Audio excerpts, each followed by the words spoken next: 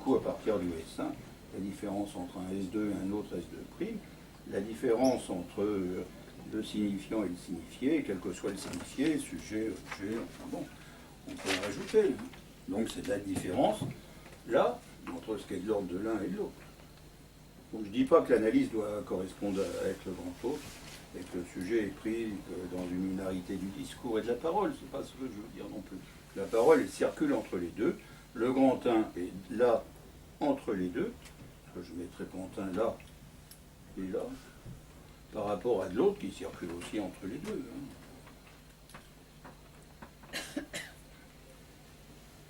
Ou, je vais encore le dire un peu autrement, peut-être pour qu'on lise un peu mieux cette première séance.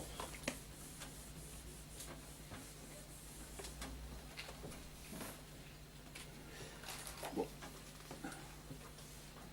Donc, il y a le sujet, et, puisque Lacan va faire fond sur plusieurs séances sur le fantasme qu'il appelle fondamental, écriture du fantasme comme fondamental. Pourquoi pas. Cette écriture, c'est, en bande de Möbius, pour moi, c'est le poinçon. Tout ce qui est meubien est de l'ordre du poinçon. Donc, ce qui vaut là m'amène à considérer que dans le schéma boroprojectif, l'imprédicativité vaut comme peut-être plus... C'est pas seulement qu'il y a une partie meubienne qui vient là. Cette partie meubienne, c'est dans la globalité du meubien. C'est que localement, il y a une opposition entre du meubien et du sphérique. Donc ça c'est le local.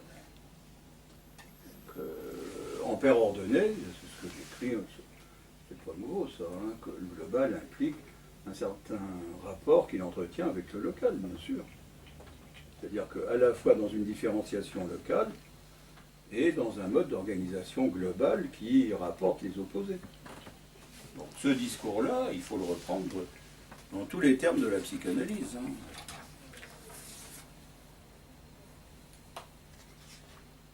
Donc, puisque Lacan a annoncé qu'il parlerait du désir, il trace, c'est souvent le cas dans les premières séances de séminaire, qu'a priori, avant qu'il ait eu le discours qui peut peut-être modifier les idées qu'il a initialement, ce qui correspond à un synopsis du séminaire.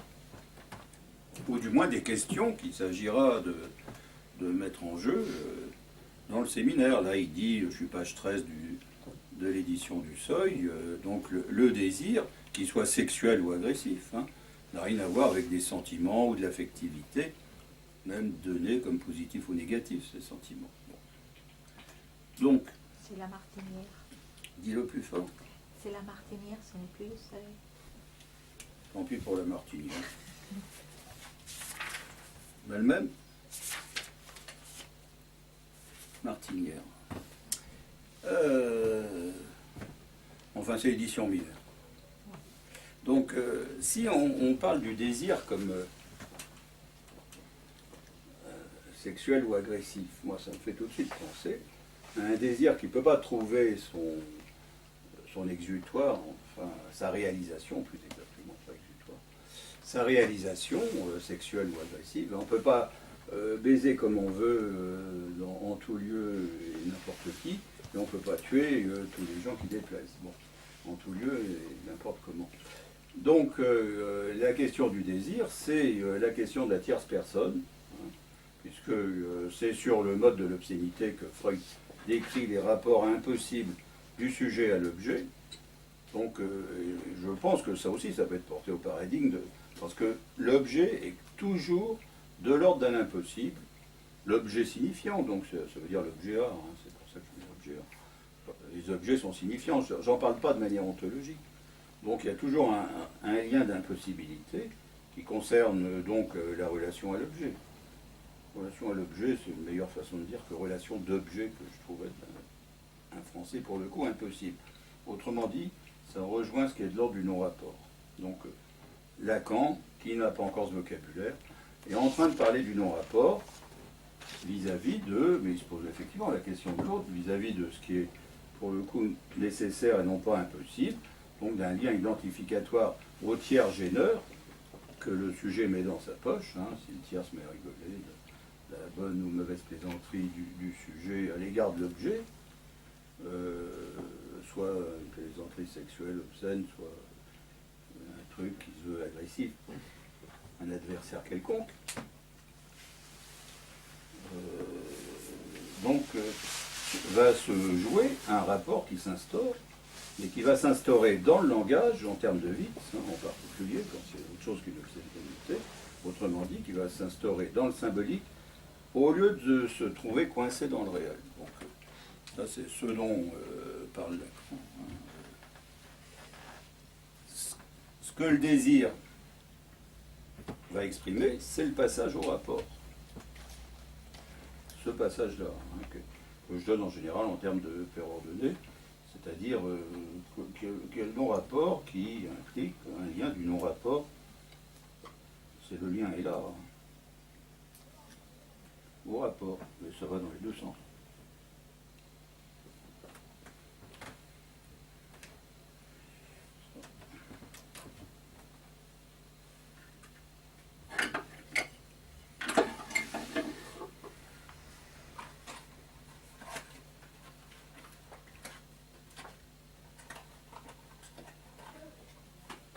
Et comment on pourrait schématiser le passage du symbolique au réel dans cette... Mais ça, c'est dans la continuité du rapport. J'ai écrit dans les deux sens. Donc le rapport implique son lien au non-rapport. Donc là, si on veut, on parle sous la forme de non-rapport ou de rapport, je parle de coupure à chaque fois. Dans le rapport, c'est une coupure freudienne, une Spaltung qui fait lien, qui fait franchissement, qui fait passage. Dans le non-rapport, c'est une coupure bleulérienne, une Spaltung bleulérienne qui fait barrage. Voilà, c'est vrai que d'une manière bestiale, comme c'est dit, comme Lacan y insiste à l'occasion, on peut tuer l'adversaire, on peut baiser, etc. Voilà, mais bon, le signifiant, je dirais, fait en sorte que c'est sur un plan signifiant que les choses vont se reporter, et non pas dans le réel de l'action, de l'agissement. Donc, je reviens sur la question relative au templé. Moi, je dirais que le templé, c'est ce passage du non-rapport au rapport, donc de l'impossible de la relation à l'objet au rapport identificatoire à l'autre. Et donc tout ce qui est de l'ordre de ce rapport identificatoire est de l'ordre d'un templé. Donc le templé lui-même, s'il était identique au flux, purement et simplement, il n'aurait pas d'intérêt. Il vaut comme arrêt sur image, c'est une manière de dire, mais comme par rapport au flux, quand je parle de dérivation, il y a quelque chose qui est de l'ordre de cet arrêt sur image. Donc il faudrait que je dispose autrement cette feutre. La tête en bas, ça marche mieux. Donc le rapport, l'arrêt sur image, c'est une manière de dire. Il n'empêche que il y a à discuter de la mécanique du templé, si je puis dire. C'est quasiment contradictoire de dire comme ça. Je ne voudrais pas que ce soit mécanisé. Le templé,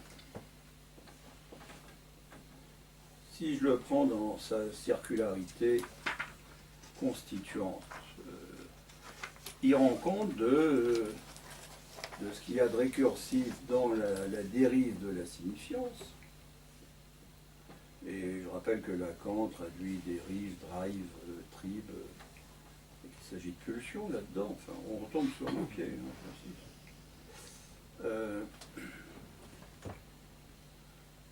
où on en fait une image, et donc c'est ce que la topologie tend à faire. On a une saisie tangible de ce qui est insaisissable. C'est tout le problème en général. Le réel, c'est aussi un mode de saisie de l'insaisissable. Mais il y a des modes de symbolique imaginarisés qui sont aussi des modes de saisie de l'insaisissable. Donc par rapport à ce qu'est ce symbolique, ce pur symbolique, comme dit Lacan, le réel, l'imaginaire ou le symbolique proprement dit, S2, joue leur rôle. C'est un Lacan postérieur, évidemment, à celui sur le désir. Donc ce que je suis en train de dire, c'est qu'en dehors même des termes d'image, la question est posée de ce en quoi le désir fait lien entre ce qui est de l'ordre de l'impossible et ce qui est de l'ordre du possible. Ce qui est de l'ordre d'une dérive et ce qui est de l'ordre d'une dérivation. Ce schéma, je peux l'indiquer autrement.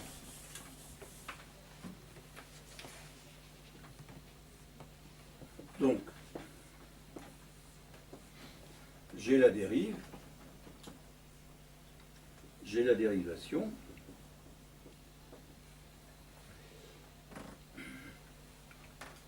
et on va dire qu'il y a dérive. Je dis habituellement. Les rives, hein, dans le schéma standard des attracteurs, hein, les rives sont ce qui vient river le signifiant en termes de métonymie fixée et de métaphore fixée, voire catacrèse. Hein. Métonymie fixée, je ne sais pas s'il y a un mot comme catacrèse. Catacrèse, ça vaut pour les métaphores. Je me trompe peut-être que ça vaut pour les métonymies, mais les pieds de la table sont une métaphore catacrétique. Une métonymie, en général, c'est quand même synecdochique. Hein, c'est de dire des voiles pour des bateaux à l'époque du bateau à voile. Bon. Donc, les rives sont des rives métonymiques et métaphoriques et rendent compte de ce en quoi les attracteurs vont opérer. Alors, peut-être que mon dessin précédent, pas très bon, j'ai quand même AS barré comme attracteur. Peut-être que le S2 qui fait lien de A à S barré aussi peut être compris comme un attracteur, ou il y a peut-être un autre mot. Je ne suis pas assez entré dans la théorie du chaos pour définir les mots. Donc là, j'étais page 13, je suis page 14, hein, tout à fait au début. Bon, je peux lire Lacan, hein, une fois que je l'ai bien introduit, j'espère. D'autre part, du seul fait que nous réintroduisions ce mot « désir », là où des termes comme affectivité, comme sentiment positif ou négatif sont employés couramment dans une approche honteuse, si l'on peut dire, des forces efficaces dans la relation analytique et nommément du transfert, un clivage se produira qui, me semble-t-il, aura par lui-même quelque chose d'éclairant. Donc, clivage dans l'usage des termes, mais à mon avis, on peut utiliser Lacan pour aller plus loin dans Lacan, et que c'est dans le terme même de désir, dans la notion de désir, dans ce qu'il y a de subjectif dans le désir, que le clivage se produit. Et que le désir, c'est aussi le clivage du sujet. On verra comment Lacan le décline hein, dans la suite du séminaire. On ne va pas faire tout le séminaire. Donc vous pouvez lire. Hein. Aujourd'hui, je n'aurai pas le temps d'aller plus loin que la première séance. Mais par rapport parce qu'il est question de rive, là, de la poésie. Ce qu'il en est dans la poésie de l'usage du mot de désir, de la transmission du terme et de sa fonction. Fonction, quand même. Nous le retrouverons après coup si nous poursuivons assez loin notre investigation. Donc il va parler au fil... mon geste, là, c'est pour le reste du séminaire. Au fil des séances, il va aussi revenir sur de la poésie.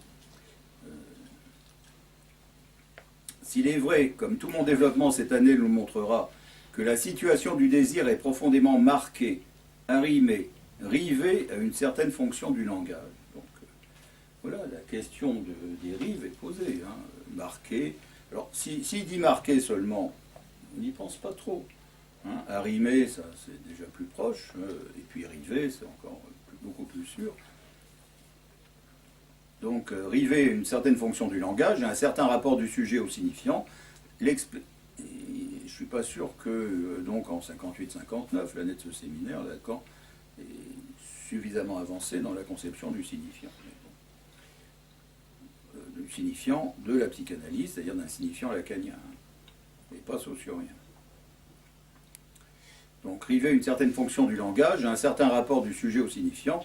L'expérience analytique nous portera assez loin dans cette exploration, tout au moins je l'espère, pour que nous trouvions tout le temps à nous aider de l'évocation proprement poétique qui peut en être faite et qui nous permettra aussi bien à la fin de comprendre plus profondément la nature de la création poétique dans ses rapports avec le désir.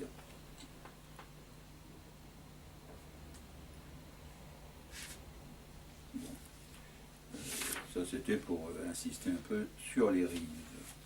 Je peux vous poser une question à propos Oui. de l'imaginaire ou de l'image. Il me semblait bien que vous aviez mis l'imaginaire à la place du templé. Oui, mais c'est un abord possible. Il y a l'abord, je dirais, réel du templé, et l'abord proprement dit, symbolique proprement dit du templé. D'accord. Donc je pense qu'il ne faut jamais s'en tenir des registres Mais des autres. pour en dire quelque chose, vous avez bien dit qu'il faut faire appel à l'image, au nœud. En particulier, Ouais. oui, parce que le réel, c'est une saisie qui n'est pas si accessible que ça. Le symbolique, s'il n'est pas lié à l'imaginaire, n'est pas si accessible que ça. Les signifiants S2, je pense qu'on ne les saisit pas. On saisit que l'imaginaire, oui. En définitive, on en passe par notre débilité tridimensionnelle de l'imaginaire. Et alors ? Non, parce que oui, je restais sur l'imaginaire et je voyais pas. Enfin, si je vois bien le rapport avec métonymie et métaphore à la question de l'imaginaire quand même, mais voilà, je ne sais plus très bien dans quel registre on était avec les attracteurs et. Non, parce que faut penser que le schéma que je donne avec les attracteurs, ce 8, c'est aussi bien un 8 intérieur, et que la façon de replier les attracteurs et de rapporter la métonymie à la métaphore, si on veut, le sujet à l'objet, rentre dans la structuration de la refente subjective, qui est aussi bien la refente entre signifiant et signifié. Enfin bon, il y a tous les jeux où Lacan va parler d'une barre, et là il faut resituer aussi la manière dont le sujet comme l'autre sont barrés, comme l'objet a cette fonction de barre, à mon avis. De mémoire, Lacan le dit aussi dans ce séminaire. Non, si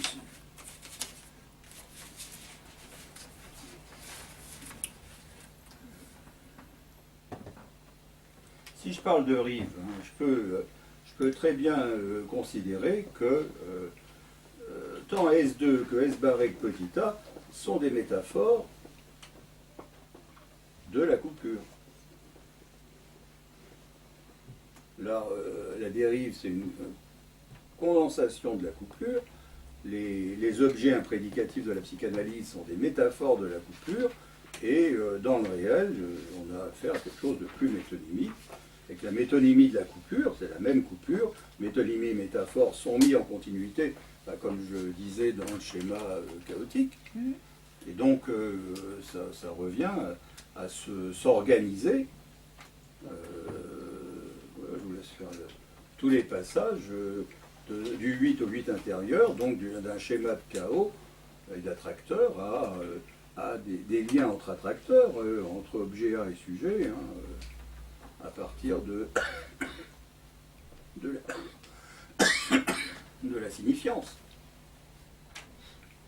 Bon, je ne refais pas les schémas, mais à mon avis, ça colle assez bien.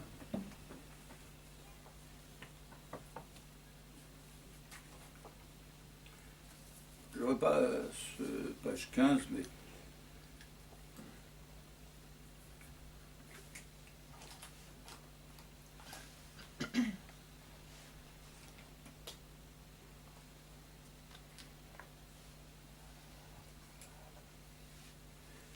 Donc, Lacan est en train de discuter de ce qu'il en est de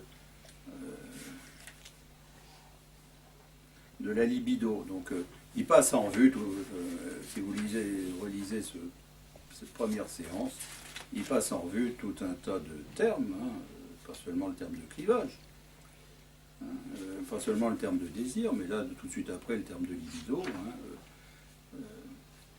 pour dire que que la libido n'est plus dans la psychanalyse 58-59 un chercheur de plaisir, enfin, une recherche de plaisir, mais, je le dis tout en français, il le dit en anglais, mais une recherche de l'objet. Alors, c'est vrai que la jouissance et l'objet sont proches, hein, parce que quand il dit plaisir, il faut entendre jouissance. Hein. C'est dit en anglais, donc c'est pleasure. Mais quand il parle d'hédonisme, il faut entendre la jouissance. Hein. C'est les données, comme il traduit les Tikkanikomak. Je ne sais plus où il dit ça, mais c'est lui qui dit que les données doivent être traduites par jouissance, c'est pas du plaisir. Et qu'on comprend mieux ce que dit Aristote, on met le terme de jouissance à la place de celui de plaisir. La même chose pour Freud. Donc moi, ça c'est de moi ça maintenant, je dis qu'il n'y a de recherche de l'objet que sous couvert d'une recherche de la jouissance. Il y a avancé sur le Lacan de l'époque, donc qu'on ait fait une différence locale entre la jouissance et l'objet, très bien, mais il y a un objet de jouissance et l'objet vaut selon sa raison existentielle pour le sujet, c'est-à-dire une raison qui met en place cette jouissance. Et ça touche, dans cette raison existentielle, je dirais, la jouissance de parler, ou le plaisir de parler, puisque c'est un des premiers livres de Barbara Cassin qui s'appelait Le plaisir de parler. Donc ça, il me semble qu'il y a quelque chose d'essentiel là-dedans. C'est le plaisir de parler, si on maintient ces termes, qui fait trait avec l'autre. En l'occurrence, qui fait trait d'esprit, comme je l'avais dit précédemment pour le Witz. Donc entre ce qui est de l'ordre du sujet, parce que tout ça, c'est pas seulement une théorie du signifiant, c'est une théorie du sujet. Enfin, tout se recouvre, c'est une théorie de l'objet, mais c'est une théorie de l'ensemble des fonctions et des concepts de la psychanalyse qui prennent place. J'ai déjà dit aussi que le templé, en termes freudiens, c'était l'ensemble, pas du vocabulaire de la psychanalyse seulement, mais de l'organisation métapsychologique, avec tous les éléments conceptuels que Freud avance. Donc, qu'est-ce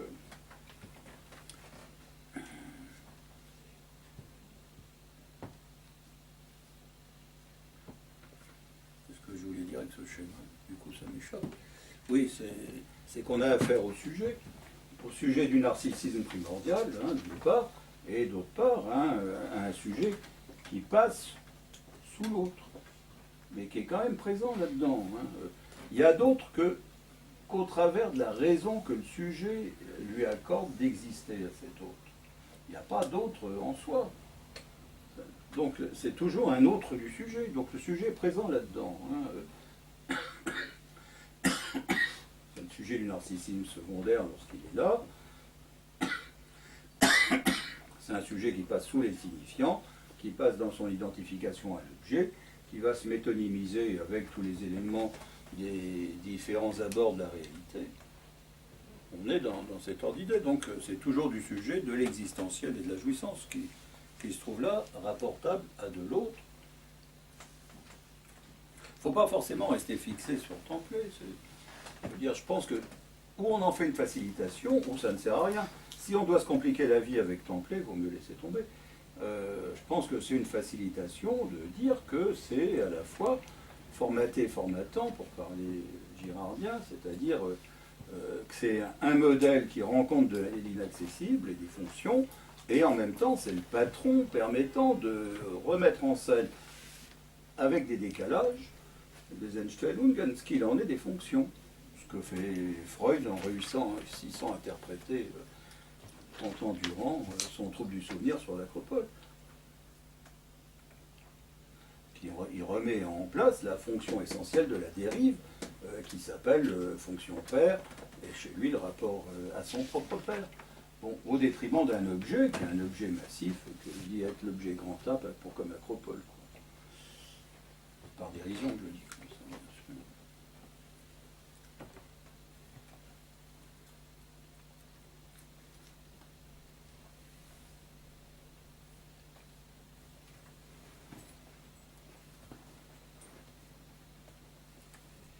le sujet, de toute façon, il est toujours tributaire du signifiant. Hein. Sinon, s'il se confronte à de l'impossible, il n'y a pas de vie sociale. On est ramené à une bestialité. On peut se manger tout cru les uns les autres. À partir du moment où on va se cuire d'abord, c'est acceptable. C'est ça la société. Donc, non, mais il faut penser à la question du trait d'esprit et de l'impossible rapport au réel. Le rapport à ce réel, des réalités diverses, va se donner dans...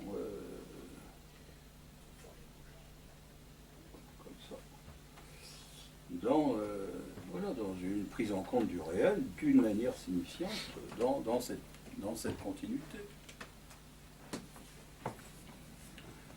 J'avance lentement, page 15, hein, au milieu. Je vous ai déjà indiqué ce qui fait la base de toute morale que l'on pourrait appeler physicaliste, au sens où, dans la philosophie médiévale, on parle de théorie physique de l'amour en tant qu'opposée à sa théorie extatique. On peut dire, jusqu'à un certain point, que toute morale qui s'est exprimée jusqu'à présent dans la tradition philosophique a en somme pris pour base ce que l'on pourrait appeler la tradition hédoniste. Celle-ci consiste à établir une sorte d'équivalence entre ces deux termes, le plaisir et l'objet. Donc c'était ce qui était opposé au sens de la psychanalyse et des thuriféraires des anglo-saxons. Donc au sens où l'objet est l'objet naturel de la libido, au sens où il est un bienfait. Il s'agit en fin de compte d'admettre le plaisir au rang des biens cherchés par le sujet, au rang du souverain bien, voire même de s'y refuser, mais avec le même critère. C'est sûr. Bon, une convergence du plaisir, c'est-à-dire de la jouissance, et du bien. Mais enfin, je ne pense pas que Lacan, en 58-59, parla beaucoup de jouissance.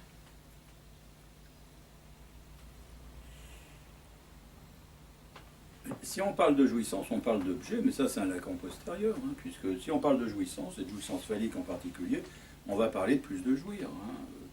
Donc, parce que là, Lacan fait des tas de références à la morale et distingue de l'éthique. Hein. Au total, que je rappelle, hein, ce qu'il dit, mais c'est sur 64, l'éthique de la psychanalyse, c'est la praxis de sa théorie. Bon, mais cette praxis, c'est aussi un plus de jouir. C'est ce qu'il dit dans sa lecture de Gilson à propos de saint Thomas. Moi, j'aurais préféré qu'il dise qu'il lisait saint Thomas directement. Bon. Mais la lecture interprétative de Gilson lui est plus de jouir, dit Lacan, à lui-même. Dans le plus de jouir, mais ça, c'est donc un Lacan ultérieur, l'objet conjoint la jouissance.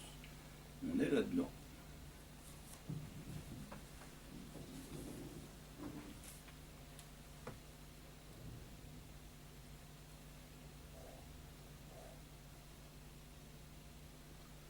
Il faudrait lire dans Télévision ce qu'il dit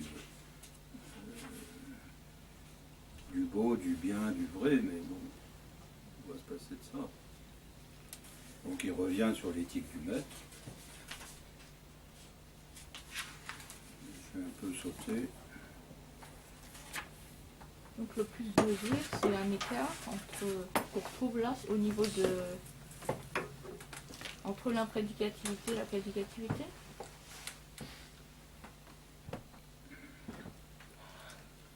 Plus de jouir, c'est...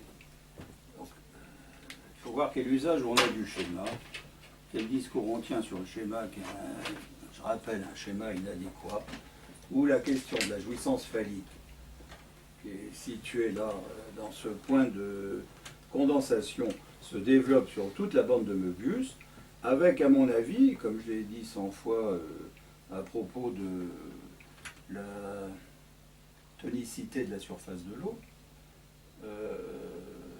c'est-à-dire que les molécules d'eau vont dans tous les sens, hein,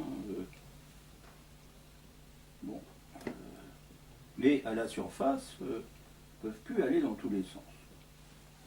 Donc les attaches entre les molécules d'eau donnent une interface entre l'air et l'eau qui donne une certaine résistance avec des agents non mouillants. On peut marcher sur l'eau, ce que font les insectes.